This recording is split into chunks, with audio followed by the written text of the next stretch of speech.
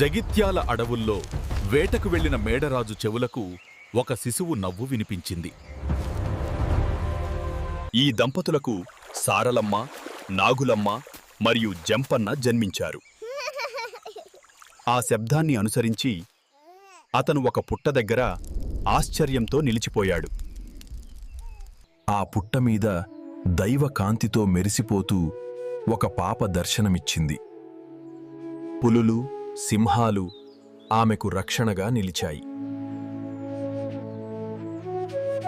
మేడరాజు ఆమెను దైవాంశ సంభూతురాలిగా భావించి సమ్మక్క అని పేరు పెట్టాడు.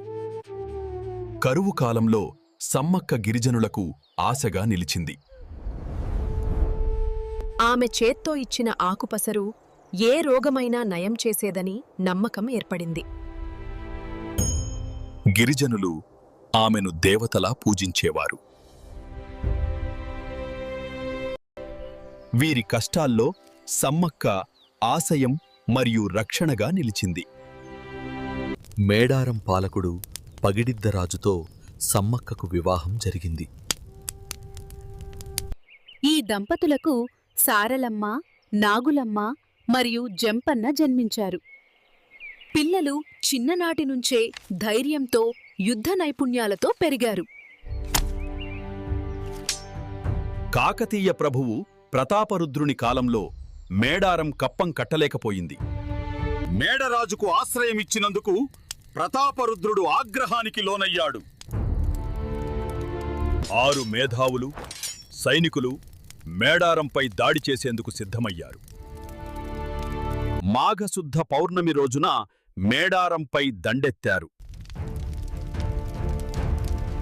సమ్మక్క, సారలమ్మ, జంపన్న అడవుల్లో గెరిల్లా యుద్ధాన్ని ప్రారంభించారు. గిరిజన వీరులు వీరోచితంగా శత్రువులను ఎదుర్కొన్నారు. వీరుల ధైర్యం మరియు నైపుణ్యం కాకతీయ సేనలను ఆశ్చర్యపరచింది. అపార కాకతీయ సేనల ముందు గిరిజన వీరులు ఒక్కొక్కరుగా వీరమరణం పొందారు. పగిడిద్దరాజు, సారలమ్మ, నాగులమ్మ, గోవిందరాజులు యుద్ధంలో మరణించారు. సారలమ్మ యుద్ధభూమిలో ప్రాణత్యాగం చేసింది. పరాజయ వార్త విన్న జంపన్న అవమానాన్ని తట్టుకోలేక సంపెంగ వాగులో దూకి ప్రాణత్యాగం చేశాడు. ఆ వాగు అప్పటినుంచి జంపన్న వాగుగా ప్రసిద్ధి చెందింది. ఒంటరిగా మిగిలిన సమ్మక్క యుద్ధభూమిలో చివరి వరకు పోరాడింది. ఆమె యుద్ధ నైపుణ్యానికి శత్రువులు ఆశ్చర్యపోయారు. చివరి దెబ్బతిన్న సమ్మక్క రక్తపు ధారలతోనే యుద్ధభూమి నుంచి వెనక్కి వెళ్ళింది.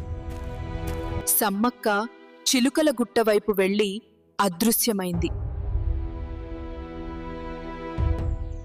ఆమె జాడగా పుట్ట దగ్గర పసుపు, కుంకుమలతో భరిణె లభించింది. అప్పటినుంచి ప్రతి 2 ఏళ్లకు మాఘశుద్ధ పౌర్ణమి రోజున సమ్మక్క సారలమ్మ జాతర జరుపుకుంటున్నారు. సమ్మక్క సరళమ్మ జంపన్న.